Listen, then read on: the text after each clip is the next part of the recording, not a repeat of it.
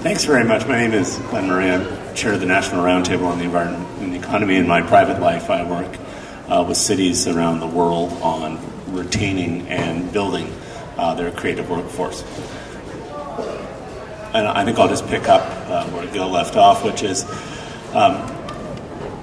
in the last century, if you looked around the world, you saw most cities had about 10 to 12% of their population with university education.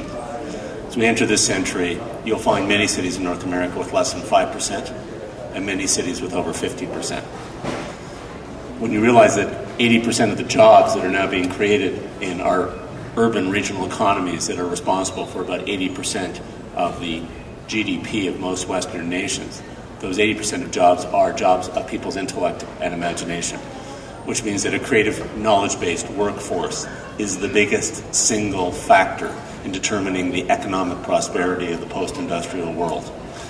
And some cities are being extremely successful, and some cities are failing. It's interesting, two cities, Pittsburgh and Cleveland, just went under major studies in the last year to try and determine what were the biggest factors in retaining and attracting a creative workforce, which they were losing to other centers like Portland and New York and Chicago.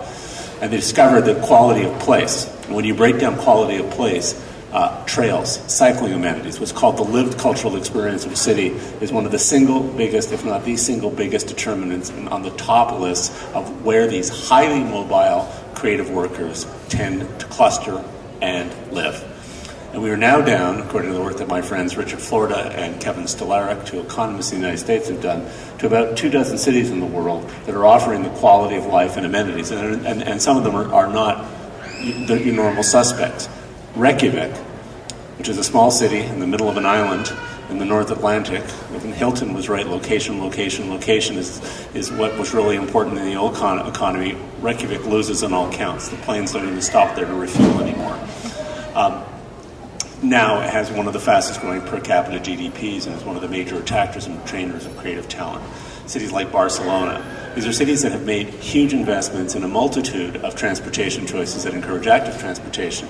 But in the same way, my friend the physician pointed out, those culturally interesting streets that have interesting bars and restaurants and amenities that attract people to walk and get physically active. According to the CDC, backed up the study done by the Ontario College of Physicians, 42% of people found that trails, recreational trails, the ability to cycle, the ability to have a natural or interesting environmental experience that offered you something other than boring sprawl in an automobile was the biggest single determinant of people's level of physical activity. It's interesting that it's also one of the biggest single determinants about the livability of a place and the retention of a creative workforce. And whether and as we're merging in this global economy, Toronto's going head-to-head with the Shanghais and the Bangalores, not on cheap labor, but on huge investments in international events and quality of place in a lived cultural experience that is cycling-centered and active transportation-centered. You can't detach it. The last thing I would say as chair of the National Roundtable on the Environment and the Economy is the biggest single global crisis we're facing as humanity in this century is the emissions of greenhouse gases. There is no better single solution than physical, active transportation. It is a zero emissions choice. If we co-locate and start planning our cities to locate people where they work within a walkable or cyclable distance of where they live, or often include those in the same building or in the same cluster of activity, you completely reduce energy demand, you eliminate all GHG emissions. It's very, very hard. We have to get to at least a 60% reduction by 2050. We've just laid out at the roundtable a plan to do that, a scoping out of what the options would look like. Well, energy generation is a huge one. Carbon sequestration of oil production is another huge one.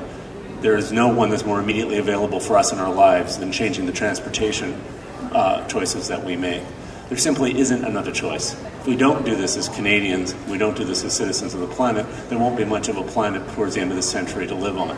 And one of the most immediate reductions you can make is simply using your car only when you need to use your car and using your shoes and your bicycle at every opportunity possible. Thank you.